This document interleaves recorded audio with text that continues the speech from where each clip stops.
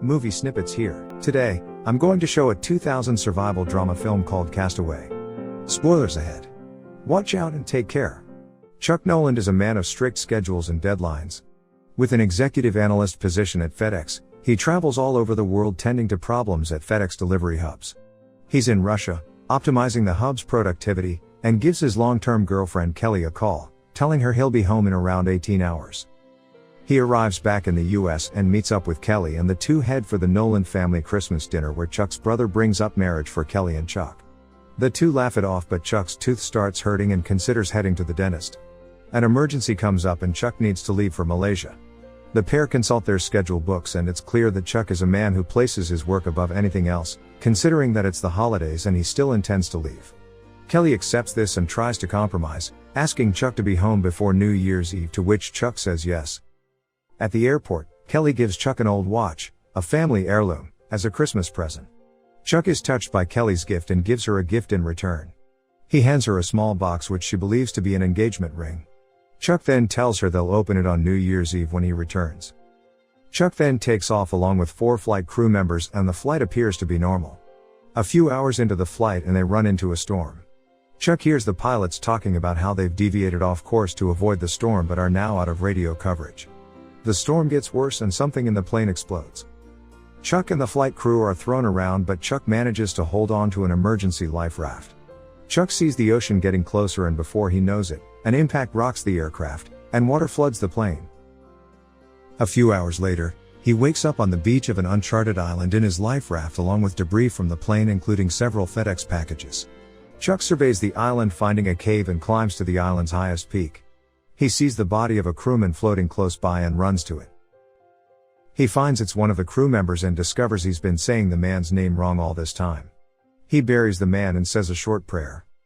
In the early morning, Chuck sees a ship and tries his best to signal it, but the ship is too far. He gets on his raft and foolishly tries to make a break for the ship, but ends up getting smashed by the waves, injuring his leg in the reef. He crawls back to the beach and retreats into the cave, prepared to die. He sees Kelly's watch and regains his will to survive. The next day, Chuck opens up the packages he found on the beach except for one that has a pair of wings on it.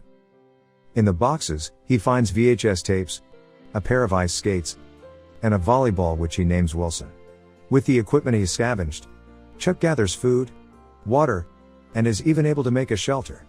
After many failed attempts, Chuck makes fire, and his spirits are lifted, now having access to warmth, light, a way to cook food, and a companion in the form of Wilson the volleyball. While hunting, Chuck's tooth starts hurting again and he's forced to perform a tooth extraction on himself. He jams one of the ice skates in his mouth and smashes it with a rock, breaking the tooth out and passing out. Years pass and Chuck is now more used to life on the island. His hair has grown out, he hunts efficiently, and is even able to figure out dates, making his own solar calendar. His cave has also been improved, now decorated with painted faces. Chuck and Wilson's solitary life changes when a large piece of plastic floats into shore and Chuck gets the idea of turning it into a sail. Chuck starts chopping down coconut trees and gathering wood to create a raft. He then has to make a lot of rope and calculates that he'll have to finish his raft, stock it, and prepare to leave in as little as a few months so he can use the wind and tides to his advantage.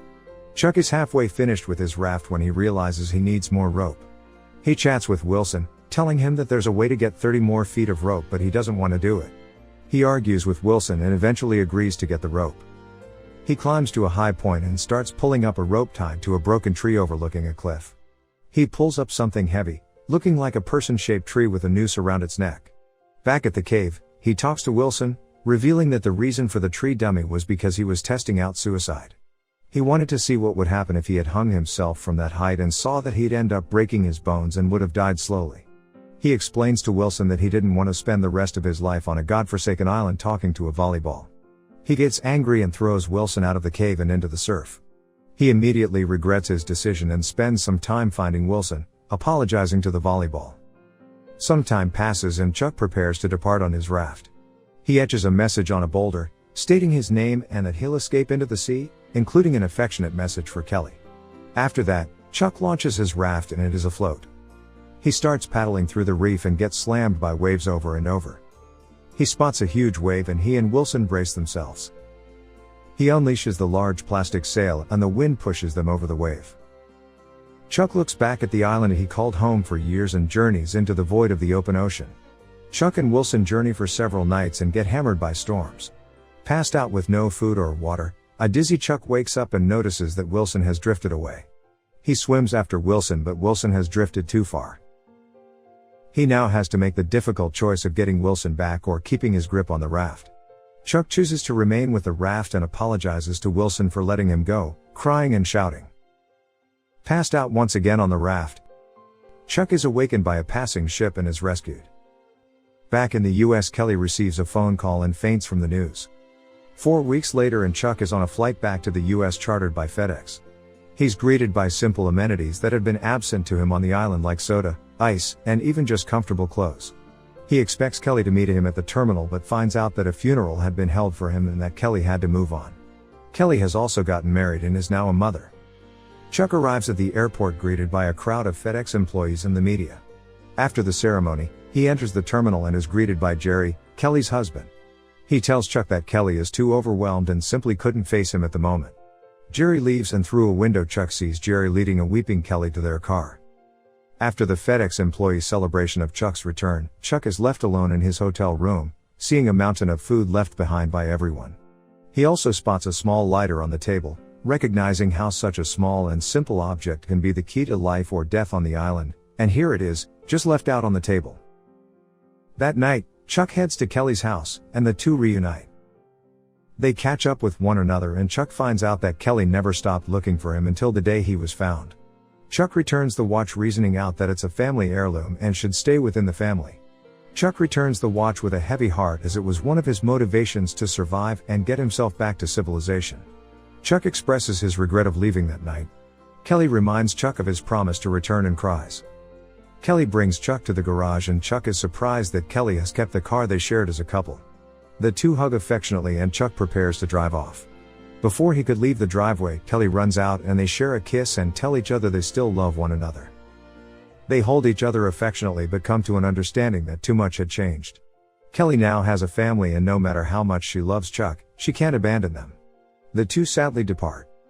Chuck expresses to a friend the bittersweet experience of losing Kelly when he crashed, surviving on the island, making it back to society, only to find out that he had been considered dead and that he's gained his life and Kelly back, only to lose her a second time. Chuck drives to Texas to return the unopened package with a pair of wings. He arrives at a farmhouse but nobody is home. He leaves the package and a note saying the package saved his life and thanking the person who sent it. On his drive out, he stops by an intersection and reads a map. A woman in a farm truck drives up to Chuck and happily gives him directions. She then drives off and Chuck sees a pair of wings painted on the woman's truck. Chuck steps onto the intersection, looking at all four directions, then looks at the direction where the woman drove off to and smiles. Subscribe to watch more videos like this. Turn on notifications. And leave a like, it really helps the channel out. Thank you for watching.